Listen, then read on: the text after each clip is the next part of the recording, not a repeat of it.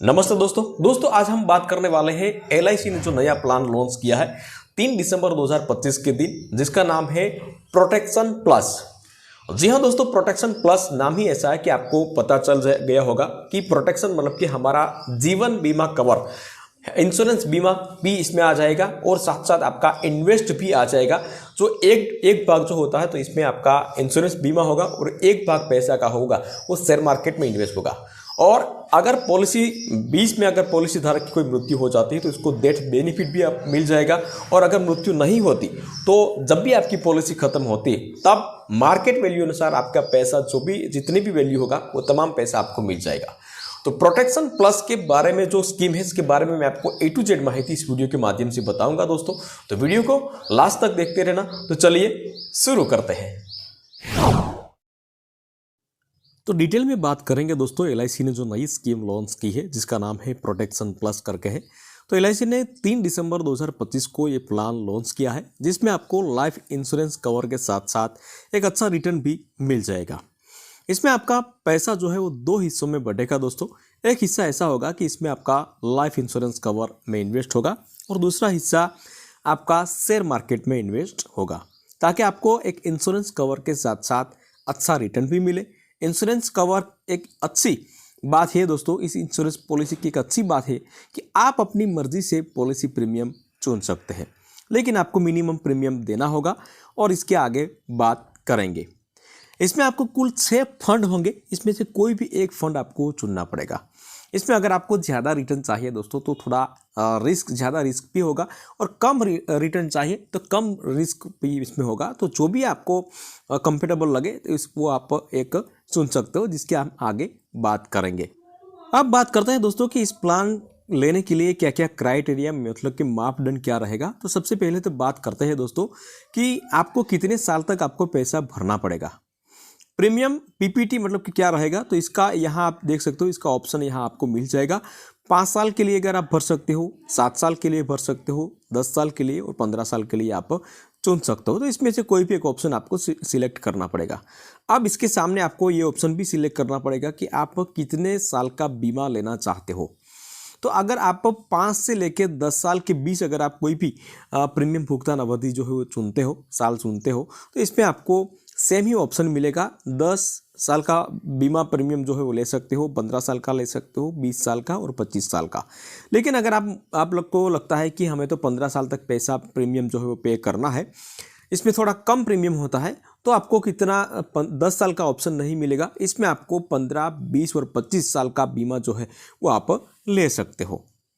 अब बात करते हैं दोस्तों कि आपकी एज क्राइटेरिया क्या होनी चाहिए। तो अगर आप इस प्लान को लेना चाहते हो तो आपका एज जो होना चाहिए 18 से लेके 65 के बीच अगर आप है तो ये प्लान आप ले सकते हैं। लेकिन इसमें एक नियम है दोस्तों कि अगर आप यहाँ देख सकते हो 5 साल वाला अगर प्रीमियम भुगतान की अवधि जो है वो ऑप्शन सिलेक्ट करते हो तो आपकी एज जो है वो 18 से 50 के बीच होनी चाहिए।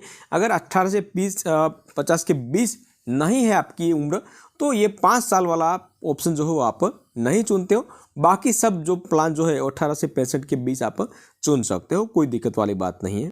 अब बात करते हैं दोस्तों कि मिनिमम प्रीमियम आपको कितना देना पड़ेगा। तो यहाँ आप देख सकते हो 5 साल, 7 साल और 10 साल अगर आप चुनते हो तो मिनिमम प्रीमियम यहाँ आपके सामने है। महीने अगर देते हो तो 5,000, 3 महीने देते हो तो 15,000, 6 महीने अगर भरते हो तो 30,000 और वार्षिक जो है वो कुल मिला के 60,000 रुपया आपको भरना पड़ता है। और 15 साल का प्रीमियम आप अगर चुनते हो तो आपको टोटल जो है वो 36,000 रुपया आपको वार्षिक देना पड़ेगा। तो ये 2 ऑप्शन आपको मिल जाएगा। लेकिन इसमें अगर आपको ज़्यादा प्रीमियम चुकाना है, ज़्यादा बीमा अगर लेना है तो इसमें कोई भी लिमिट नहीं दी गई है दोस्तों। आप कितना भी प्रीमियम चुका के कितना भी बीमा आप ले सकते हो, लेकिन मिनिमम जो है वो यहाँ इतना है, यहाँ आप देख सकते हो। तो आप देख सकते हो दोस्तों यहाँ 6 फंड है और 6 में से कोई भी एक फंड आपको सिलेक्ट करना पड़ेगा। पहला जो 3 फंड है वो थोड़ा लो रिस्क वाला है और उसके बाद जो है वो थोड़ा हाई रिस्क वाला है। अगर आपको ज़्यादा रिटर्न चाहिए तो यहाँ 4, 5 और 6 का ऑप्शन सिलेक्ट कर सकते हो और यहाँ आपको कम रिटर्न मिलेगा लेकिन रिस्क भी आपको काफ़ी ज़्यादा कम मिलेगा। तो यहाँ 1 से 3 आपको सुन सकते हो। पहला ऑप्शन है बॉन्ड फंड और उसके बाद है सिक्योरिटी फंड, उसके बाद बैलेंस्ड फंड। ये तीनों ऑप्शन जो है वो थोड़ा मीडियम रिस्क वाला है। लेकिन यहाँ 4, 5 और 6 और तो चौथा नंबर का आता है यहाँ ग्रोथ फंड वो थोड़ा हाई रिस्क वाला है, फ्लेक्सी ग्रोथ फंड वो भी थोड़ा हाई रिस्क वाला है, और यहाँ फ्लेक्सी स्मार्ट ग्रोथ मतलब कि अगर हाई रिस्क वाला अगर ज़्यादा अगर आपको लेना चाहते हो तो और ज़्यादा रिटर्न भी लेना चाहते हो तो यहाँ 6 नंबर का ऑप्शन जो है वो सिलेक्ट कर सकते हो आप। उसके बाद बात करते हैं एक्स्ट्रा, अगर बात करें दोस्तों तो पॉलिसी के 5 साल बाद अगर आपको पैसे की ज़रूरत पड़ गई तो आप 15 से 30% आप पैसा निकाल सकते हो। लेकिन अगर आप चाहते हो कि हमारा पैसा कहाँ कहाँ इन्वेस्ट होता है दोस्तों, तो यहाँ आप स्क्रीनशॉट ले सकते हो दोस्तों। पहला जो 3 ऑप्शन हो यहाँ लो रिस्क वाला है, और तीसरा जो ऑप्शन है मतलब कि लास्ट में जो है तो वो हाई रिस्क वाला है, और यहाँ 100% या 40% से 100% जो है वो शेयर मार्केट में इन्वेस्ट होता है। आगे बात करते हैं दोस्तों कि एक उदाहरण से इस प्लान को समझते हैं हम। तो मान लीजिए दोस्तों कि आज आपकी उम्र जो है वो 18 साल है और अपने पॉलिसी टर्म 15 साल का चुना है, और आपने प्रीमियम पेमेंट टर्म जो है वो 10 साल का चुना है, मतलब कि 10 साल पैसा आपको भरना पड़ेगा। पॉलिसी टर्म मतलब कि कितने साल का बीमा लिया है, तो आपने 15 साल का बीमा लिया है। आप हर महीने 10,000 रुपया आप देना चाहते हो, मतलब कि आपने पेमेंट मोड जो है वो ऑप्शन मंथली चुना है, तो आपका सालाना प्रीमियम हो जाएगा टोटल 1,20,000 रुपया। तो आपने फंड कौन सा चुना है, तो आपने थोड़ा हाई रिस्क जो है मतलब कि अगर रिटर्न ज़्यादा चाहिए तो हाई रिस्क वाला ग्रोथ फंड जो है चौथा नंबर का था, तो वो यहाँ आपने चुना है। तो आप कितने का बीमा ले सकते हो उसके बारे में भी यहाँ थोड़ा रूल्स है, तो वो भी मैं आपको बता देता हूँ दोस्तों। अगर आपकी उम्र जो है वो 50 साल से कम है तो आप अपने सालाना प्रीमियम मतलब कि यहाँ 1,20,000 यहाँ देख सकते हो, तो सालाना प्रीमियम से कम 7 गुना इंश्योरेंस ले सकते हो, मतलब कि 7 गुना बीमा ले सकते हो। और अगर आपकी उम्र जो है वो 50 साल से ज़्यादा है तो आप अपने सालाना प्रीमियम से कम 5 गुना यहाँ ले सकते हो। अगर 50 साल से कम है तो 7% ले सकते हो, 7 गुना ले सकते हो। यहाँ 50 साल से ज़्यादा है तो 5 गुना आप इंश्योरेंस कवर ले सकते हो।